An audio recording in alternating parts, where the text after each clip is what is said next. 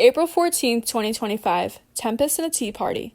In honor of National Tea Month, Cara is hosting a tea party awaiting spring. She invites all of the ladies: Michelle, Liz, Tanya, Nicole, Carla, Carole, Susan, Christina, Hillary, Maria, and Rebecca. Cara organizes a game of two truths and a lie that brings tea and drama to the table. With the help of her husband, Cara works hard in the backyard, making sure everything is set for the event. She sets down the last of the teapot and cups and then goes upstairs to change. She throws on a flowy long dress with soft pink, purple, and beige patterns. It has sheer puff sleeves, a deep V neckline with bead details, and a matching belt to highlight the waist. She puts on pearl jewelry to match her look and runs a curling iron through her hair. Gianni comes outside and calls out to Cara, ready to leave for the golf course. "Hey, sweetheart," Gianni says, catching Cara's attention. Yeah, love?" Cara turns around as she's adjusting the ribbons on the chairs. "I'm off to the golf course. Everything all right out here?" Gianni says, looking over his wife with a smile. "Yes, everything is perfect, babe. Have fun," Cara grins, watching her husband kiss her on the cheek. "I will. Enjoy your little tea party." Gianni smiles and waves as he heads out around the side of the house and follows the path to the driveway. As Gianni leaves, Cara heads back into the house through the side door. She heads into the foyer and waits patiently by the door for her guests to arrive. She told them to arrive between 11 a.m. and 1 p.m. Finally, at 11 a.m. sharp, there was a knock at the door. Cara took a deep breath, smoothing out her dress once more before opening the door with a beaming smile. "Hey, Michelle, so glad you're here," Cara says, giving Michelle a hug and a brief peck on the cheek. Michelle smiles warmly, handing Cara a bouquet of white roses. "Hey," she says, returning the hug. Cara gets a whiff of the smothered cigarette smoke all over Michelle's presence. It was so strong it smelled like perfume. Michelle was wearing a light, long, flowy pink gown with white and pink flowers. Come in. We'll sit in the living room and wait for the others to arrive before we head outside," Cara says, ushering Michelle down the hall. The two of them take a seat on the couch and Cara offers Michelle a drink.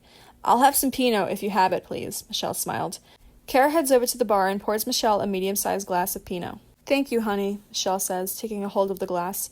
"You know, I'm so worried about this party. With Liz lashing out on Don and Christina drinking like there's no tomorrow, I swear, there's always trouble in our group," Michelle says, taking a sip of wine. Cara sighs, taking a seat next to Michelle. "I understand, but we both know Liz is very stressed and dealing with a lot at work. I wasn't expecting her to accept the invite, but she insisted. I just hope we can talk with her calmly, without any arguments. She told me she was struggling over the phone and was contemplating quitting her job. She hasn't been eating and says that her eating disorder is coming back. I'm worried about her too, Michelle. All we can do right now is approach her with ease and confront her in a safe environment, in case she lashes out on us," Cara says firmly. Michelle sighed, nodding her head. "Ugh, I know. Sometimes I wonder why we invite certain people, but it would be rude not to, you know," she mused. "Let's have a conversation with her when she gets here." A few minutes later, as the girls are enjoying their wine, the doorbell rings again. Cara stands up from the couch and heads over to the foyer. She opens the door to see Rebecca standing in the doorway. "Hey, girlie," Cara says, giving Rebecca a warm hug. "You look gorgeous." Rebecca blushed and smiled at the sight of Cara. "Hey, thank you so much for inviting me. I'm thrilled to be here, as always." "Of course. You know I love having you here," Cara smiles. She opens the door wide so Rebecca can come in. Rebecca is wearing a long, flowy pastel dress with white heels to match. "I brought you some cranberry scones. They're from my mother's recipe. Truly a delight. I hope you like them," Rebecca says, handing her a small box of scones. Cara smiles warmly, taking the box of scones. "Oh, thank you so much. I'm sure they're delicious," she says, closing the door and leading Rebecca into the living room. As they enter the living room, Michelle looks up from her phone. "Hey, Rebecca, you look wonderful," she stands up to greet her. "Thanks, Michelle. You look gorgeous as well," Rebecca says, taking a seat on the couch. "Would you like something to drink, Rebecca?" Cara offered. "Sure, I'll have some sparkling water," Rebecca says, taking a seat next to Michelle. Cara heads into the kitchen to get Rebecca a glass of water. "So, how are you feeling today?" Michelle asks, crossing her legs. "Well, I'm thrilled to be here. I've never been to an actual tea party before, and I'm so glad Cara invited me," Rebecca smiles. "I'm so glad to hear that," Michelle says, smiling. "Are you nervous about seeing Christina again after what happened last time?" Rebecca sighs, looking down at her hands. "I don't really know what her problem is with me, but I'm trying not to let it affect me. I mean, who goes around just assuming bullshit about someone's situation? What a lowlife she is." Rebecca rolls her eyes and adjusted her arm on the top of the couch. "I'm sorry, it's just things like that get me really pissed off. I try to defend myself, but then she wanted to act all stupid and pretend that she didn't hurt me. It seems like she's in denial about everything that happened. I'm just glad you guys got her to apologize after she went out for a smoke. I think she just needed that little push." Rebecca sighed. Michelle gave Rebecca a sympathetic smile. "Don't let her get to you. She's in the wrong, not you. Just ignore her if she tries to be nasty again. She's not worth your time or energy." Cara comes back into the living room holding a tall glass of sparkling water. She overhears the conversation and takes a seat on the arm of the chair. Christina's a tough nut to crack. She's never been good at approaching people, and I'm so sorry she lashed out on you like that for no reason. That was so low and out of line. She has no right to assume anything about you or your relationship with Marnie. I'm not giving her an ounce of alcohol tonight either, Cara nodded. As the three of them are chit-chatting quietly about Christina, the doorbell rings again. Cara stands up, excuses herself, and heads to the foyer to greet more people. Cara opens the door and finds her two friends, Carole and Carla. They're both wearing matching outfits for the tea party. They are wearing a long blue ruffle skirt with a V-neck blouse. They are wearing pearl jewelry, both with matching white high heels. For the event, they brought Cara some chocolate shortbread cookies. "Hi, girls," Cara says, welcoming them with open arms. "Hey, Cara," they both say in unison as they exchange hugs and small kisses. "We brought you shortbread cookies from Caroluzzi's. Hope you like them," Carla says, handing her a small box with a gift bow. "Thank you. These look delicious. Come in, I'll get you a drink," Cara says, leading them into the house. They follow Cara down the hall and into the living room. Michelle and Rebecca stand up to greet their two friends, giving them a hug and a kiss. "So nice to see you girls again," Michelle says, smiling. "Good to see you," Carla nods, taking a seat on the couch next to them. Cara heads into the kitchen and pours 2 more glasses of Pinot. Carole takes a seat on the opposite side of Rebecca and smiles warmly. "It's so lovely to be here. I haven't been to a tea party since college." Michelle chuckles and takes a sip of her wine. "College girls having tea parties. I bet those were good times. But don't worry, this is a more refined version. We've got class," she teases with a wink. Cara giggles, adjusting her dress. "Well, I hope we don't get too rowdy. Last time things got a bit out of hand." Michelle laughs along, sipping on her Pinot. "Oh, you're talking about the incident with the thrown wine? That was a nightmare. But I think we're all behaving ourselves today." "I just sit back and watch," Cara commented, looking down at her hands. "I could have done something to stop her, but she was too quick. Like, everything happened way too fast." "Don't blame yourself, girlie," Michelle patted her on the shoulder. "It's not your fault Liz can't control her temper, and Michael should have done something, instead of just sitting there like a useless piece of shit." Rebecca nodded in agreement, taking a small sip of her water. "Seriously, it's not on you to manage everyone's emotions. Liz needs to learn some self-control, and Michael needs to grow a pair." Cara sighed.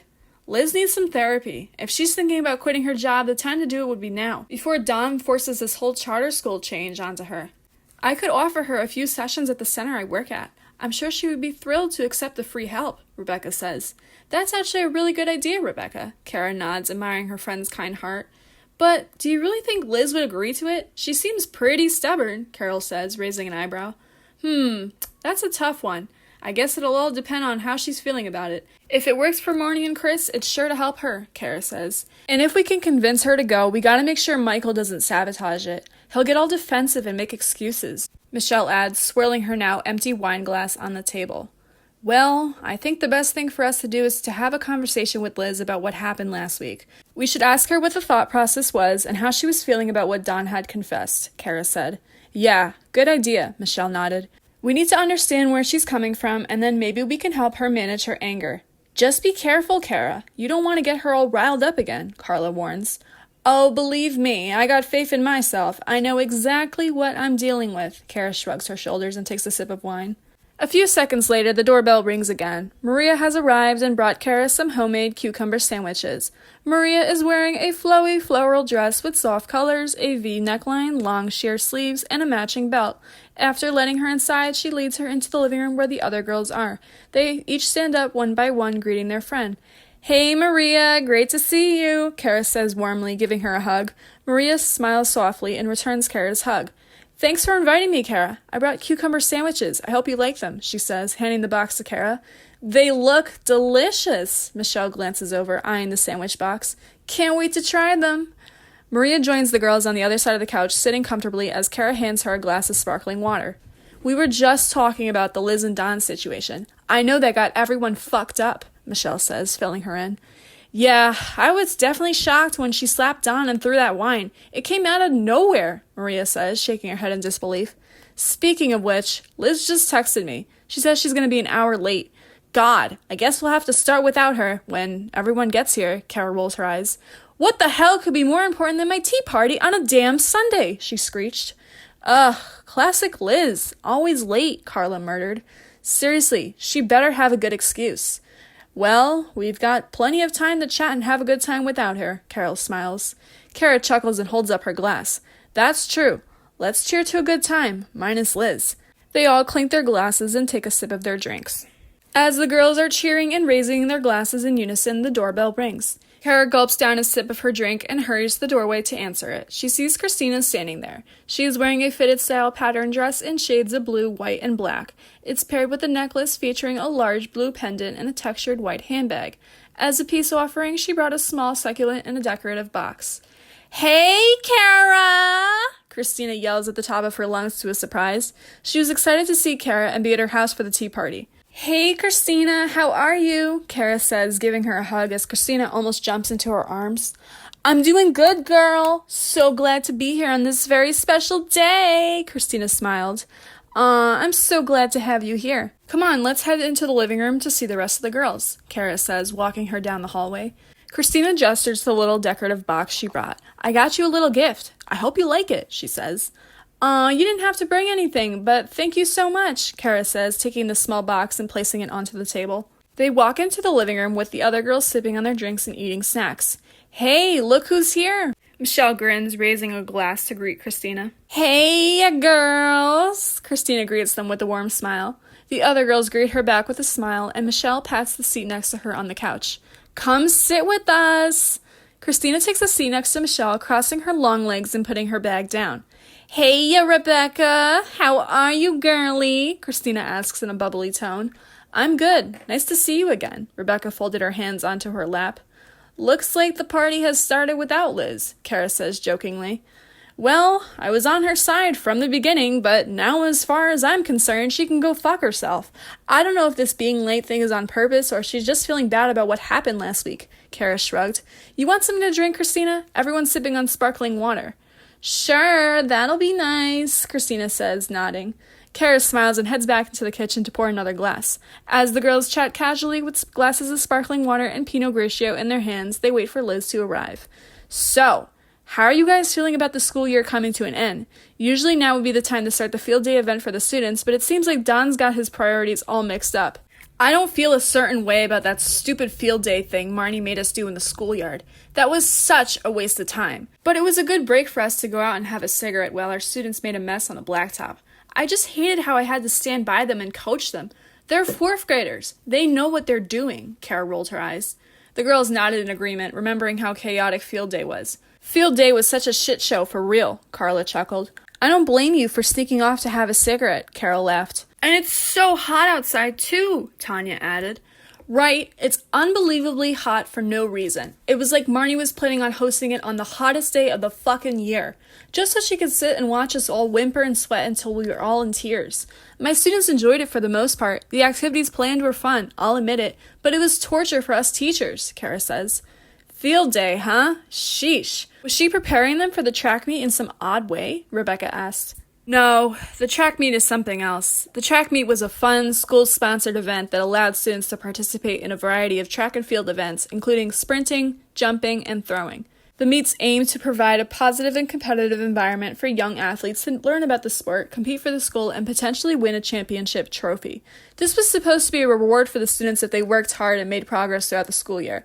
The field day was a fun, end-of-the-year event where students participate in various outdoor sports and games, fostering teamwork, sportsmanship, and a sense of community.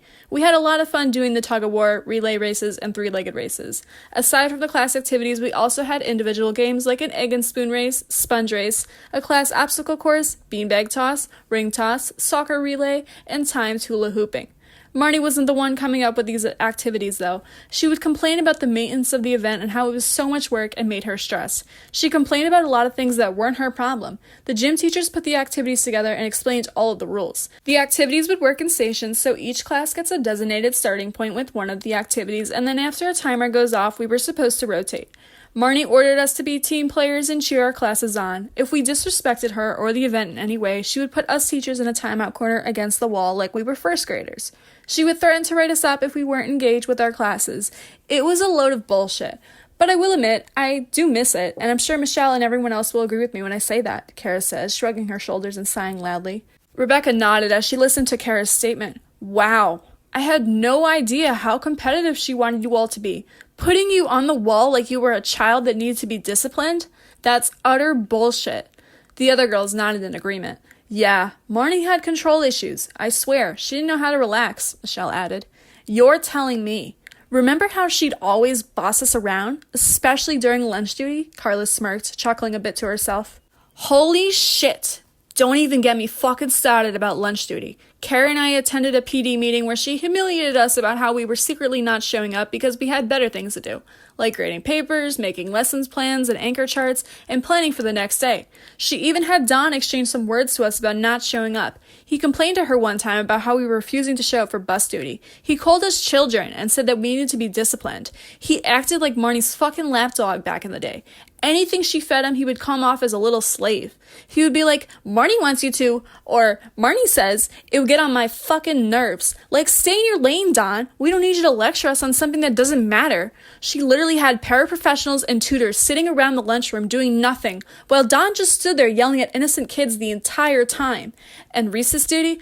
Oh man, that was the worst fucking time of my life. Marnie would count the amount of times that I would go out for a cigarette. She was constantly watching the cameras and making sure that I didn't take breaks that were longer than 2 minutes. Then, she would scold me whenever I headed over to the outdoor classroom to smoke. I'm sorry I'm not watching the fucking kids constantly, but you got 3 other teachers outside. Let me have a 5-minute break, for real. It was so fucking stressful listening to her complain. All I had to do was blow the whistle, and then that would be it. She acted like I had to stand there and watch their every fucking move. And then the whole thing about taking turns on the swings, oh my god. The amount of times I raised my voice and yelled at those kids that their 10 minutes on the swing was up and that they needed to give someone else a turn, I was losing my fucking voice by the end of it. If they didn't get up, I was forced to give them 5 minutes on the wall. All that kicking and screaming for no reason. It was fucking torture. Remember that, Cara? All the abuse we put up with during recess because God forbid we step away for 5 minutes? Fucking bullshit, Michelle says, sipping on her wine. All the girls nodded in agreement. Seriously, Marnie micromanaged us to no end. I swear, she was out to get us for no reason. Carla shakes her head, taking a sip of wine. And during lunch, she'd always complain about the tiniest things. Can't ever win with her, Tanya added. Marnie loved making us feel guilty, Carole shook her head, rolling her eyes. Cara chimed in. Absolutely. Marnie loved making us feel guilty while she sat on her ass and did nothing. She'd always have a list of things that she wanted done in the blink of an eye, too. We never caught a break.